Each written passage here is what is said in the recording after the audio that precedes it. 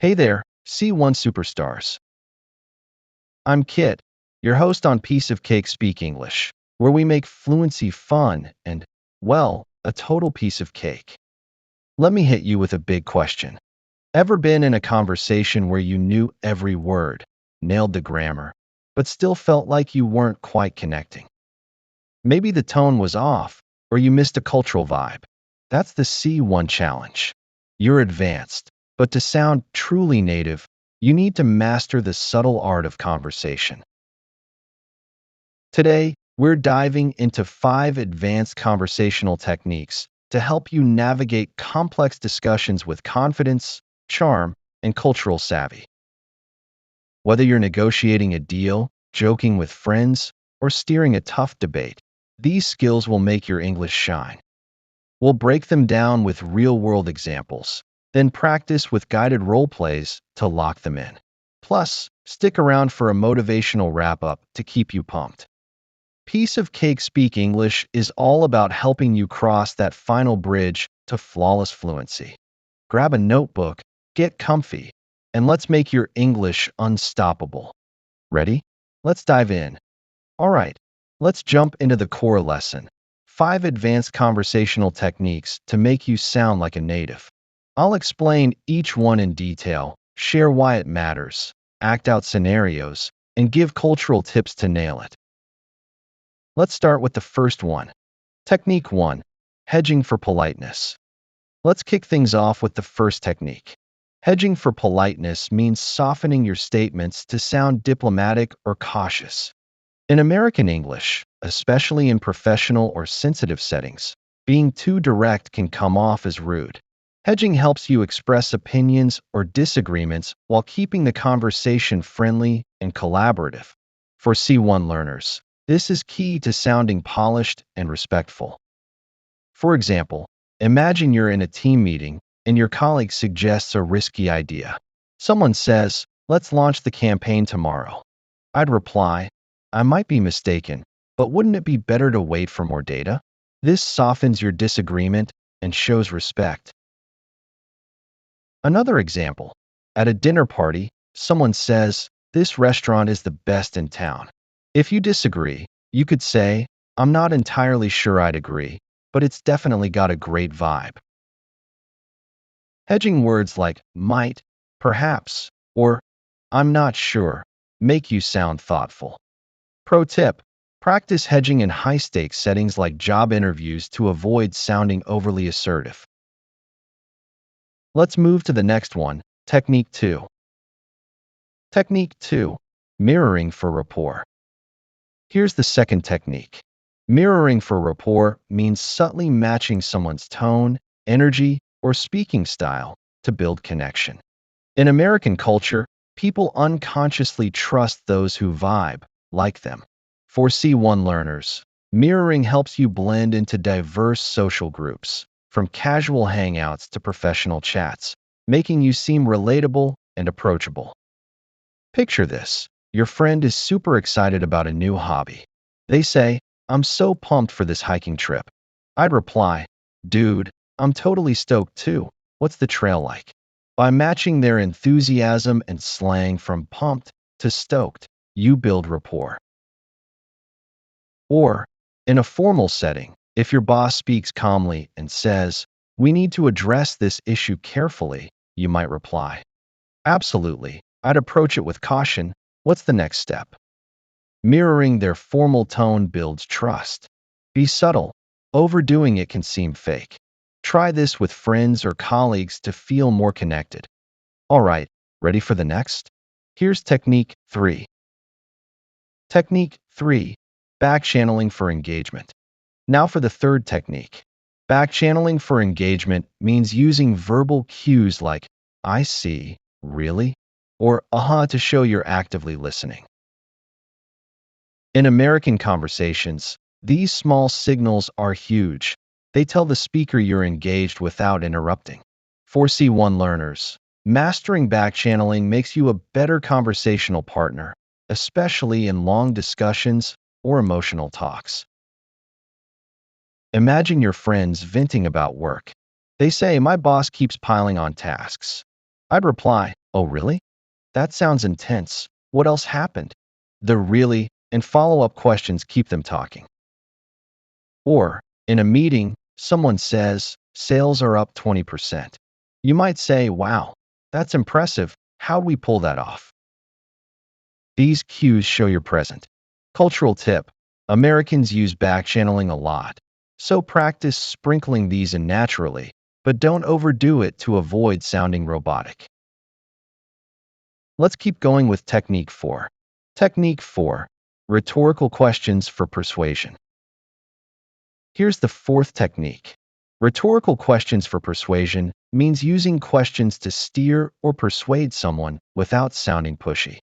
This is perfect for C1 learners who want to influence discussions, like in negotiations or debates, while staying polite.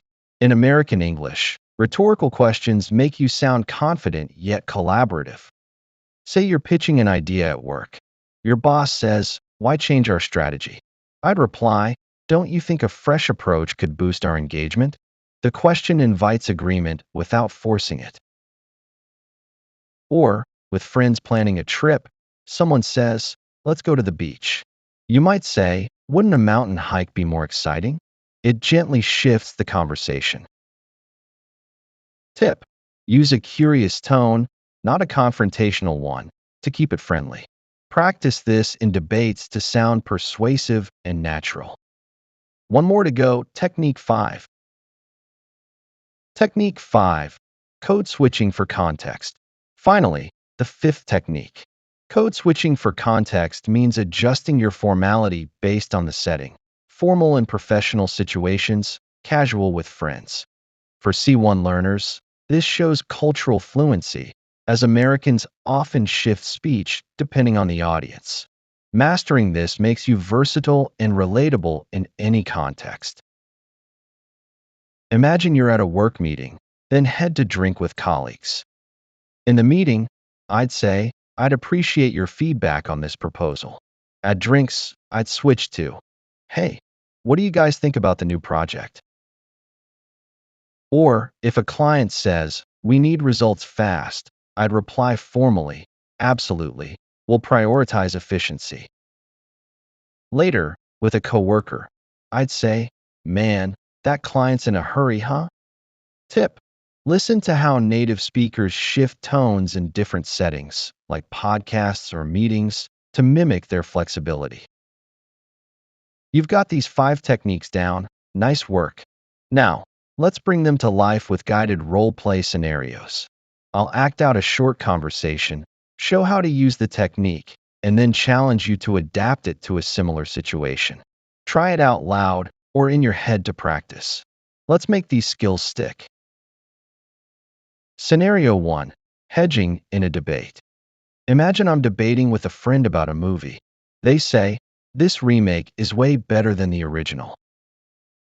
I'd reply, "I'm not entirely sure I'd agree. Perhaps the original had a unique charm." Now, your turn. Imagine a coworker says, "We don't need this new software." How would you disagree politely using hedging?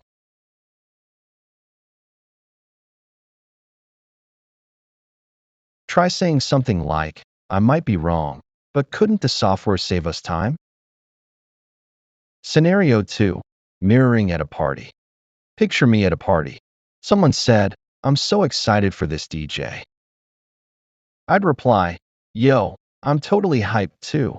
Who's spinning tonight?" Now you try. Your friend says, "This new cafe is awesome." How would you mirror their enthusiasm?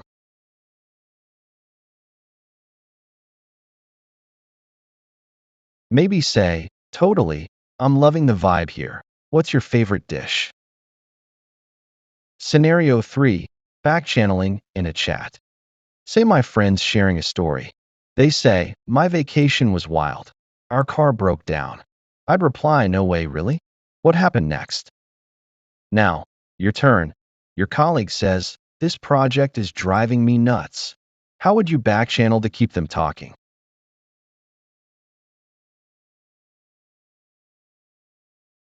Try, "Wow, that sounds tough. What's going on?" Scenario 4. Rhetorical questions at work. Imagine I'm in a meeting. Someone says, let's stick to the old plan. I'd reply, don't you think a new strategy could boost our sales? Now, you try. Your team says, we'll keep the event indoors. How would you persuade them with a rhetorical question?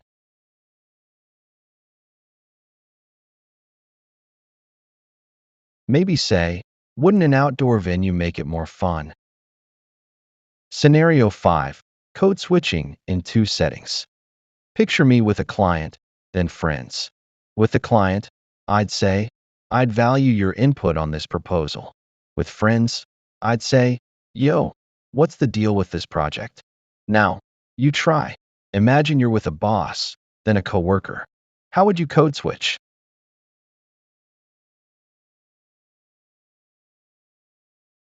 Try, I'd appreciate your guidance. Then, hey, what's up with this task? Great job. These role plays help you apply the techniques in real life. Keep practicing to sound effortless. Wow, you crushed it, C1 learners. You've got 5 advanced techniques to navigate any conversation with native-like finesse. Imagine using hedging to charm a client, mirroring the vibe with friends, or code switching to nail every context.